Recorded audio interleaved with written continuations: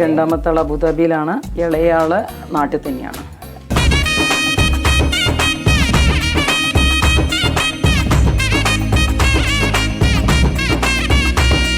മാമിന്റെ അഭിപ്രായത്തില് ഏറ്റവും ഹെൽത്തിയസ്റ്റ് ആയിട്ടുള്ള ക്യൂസീൻ ഏതാണ് ഇന്റർനാഷണലി?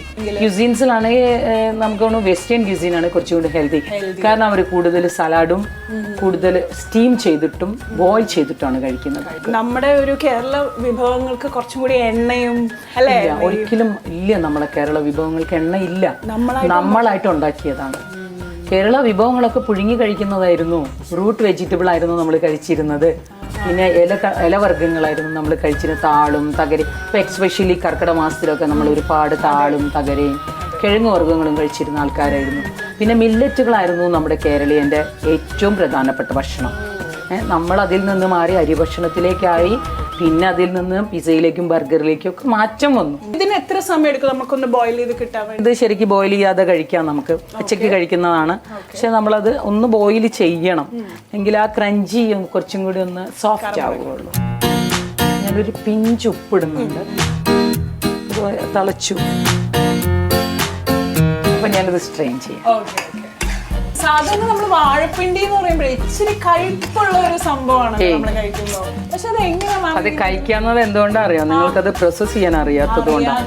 ഒരിക്കലും വാഴപ്പിണ്ടി കഴുകാൻ പാടില്ല, കഴുകരുത്. അത് നമ്മുടെ കയ്യിൽ വെളിച്ചെണ്ണ തേച്ച് കുറച്ച് മഞ്ഞപ്പൊടിയും ഉപ്പും ഇട്ടിട്ട് കൈ കൊണ്ട് നന്നായിട്ട് തിരും. വാഴപ്പിണ്ടി ആയിക്കോട്ടെ വാഴപ്പൂവ് ആയിക്കോട്ടെ. അങ്ങനെ അതൊരു ടിപ്പാണ് ആക്ച്വലി. നമ്മൾ ഈ നെയ്യിൽ തന്നെ സകലമാന പരിപാടികളും ചെയ്യണം. നമ്മൾ ലാസ്റ്റ് പിന്നീട് ഇടുന്നില്ല, ഒന്നും ചെയ്യണ്ട. ആദ്യം ഏറ്റവും മൂപ്പുള്ള സാധനം കോക്കനട്ടാണ്.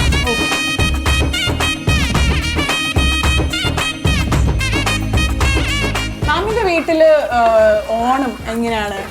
ഞങ്ങളുടെ വീട്ടില് സത്യം അറിയാലോ, ഞാൻ വളരെ വർഷമായി ഓണം വീട്ടിലുണ്ടിട്ട്.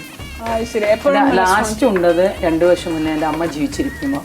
അപ്പോൾ നമ്മൾ ഇനി ക്യാഷ്. മാമിന്റെ ഏറ്റവും ഇഷ്ടപ്പെട്ട ഭക്ഷണം എന്താ? എനിക്ക് സദ്യ.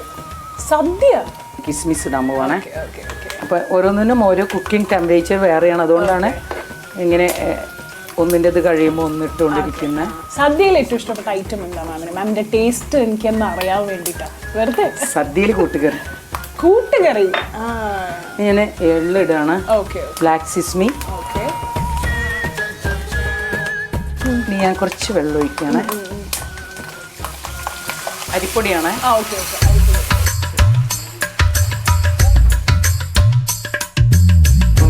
ഇനി നമ്മുടെ ഈ വാഴപ്പിണ്ടിയാണ് ഇടാൻ പോണേ. അരിപ്പൊടിക്ക് ശേഷം അരിപ്പൊടി ഒരുപാടൊന്നും വേണ്ട, വളരെ കുറച്ച്, ഒരു സ്പൂൺ മതി. അപ്പം ഇനി നമുക്ക് അടുത്ത നമ്മളെ മെയിൻ ഇൻഗ്രീഡിയൻ്റ് ആണ് ശർക്കര പാനി.